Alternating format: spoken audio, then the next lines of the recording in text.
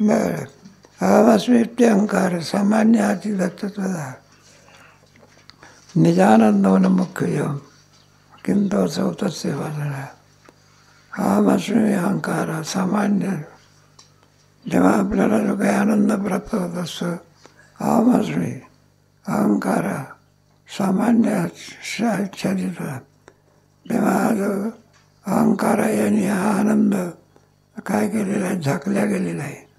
निजानंदवन मुख्य किंतु असं होतं. तृष्णी अवस्थेतलं उदाहरण सांगलं. मग तृष्णी अवस्थेमध्ये आनंद आहे की नाही आपल्याला? तृष्णी अवस्था म्हणजे झोपून उठल्यानंतर काही काळपर्यंत जो एक आनंद असतो, तो आनंद त्याला तृष्णी अवस्था म्हणा. पण तो काय अहंकाराने आच्छादित आहे. कशाने आहे? अहंकार. अहमस्मी इति अहंकार सामान्य आच्छादित. मग निजानंदवन मुख्य, मग त्याला निजानंद म्हणतायत मुख्य. किंतु असं असे वासना, ब्रह्मानंदाची काय आहे ती वासना आहे. हे बघा, एखादं भांडं आहे, त्या भांड्यामध्ये आणखी पाणी आहे, थंड पाणी आहे. आपण भांड्याला हात लावला म्हणजे काय वाटते? थंड वाटते. आहे का? वास्तविक तो थंडपणा कोणाचा आहे? पाण्याचा आहे. पण त्याच्यावर आच्छादन आहे. कशाचं? भांड्याचं.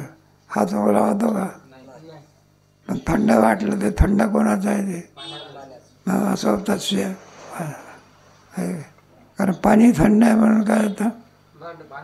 भांडं थंड. पाणी थंड नसतं तर मग भांड्याला हात लावल्यानंतर थंड पडलं.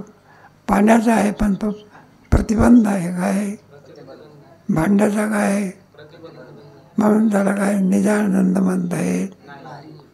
मग निजानंदाची जी काय वासना आहे. आणखी पुन्हा क्रमाक्रमाने काय केलेलं आहे तर खाली दिलं तर 97 श्लोकामध्ये त्याचा अधिक वर्णन आलेलं आहे.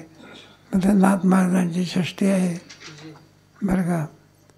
म्हणून नाथ महाराज आपलं आलेले आहे एवढ्यामध्ये समर्पण करून टाकून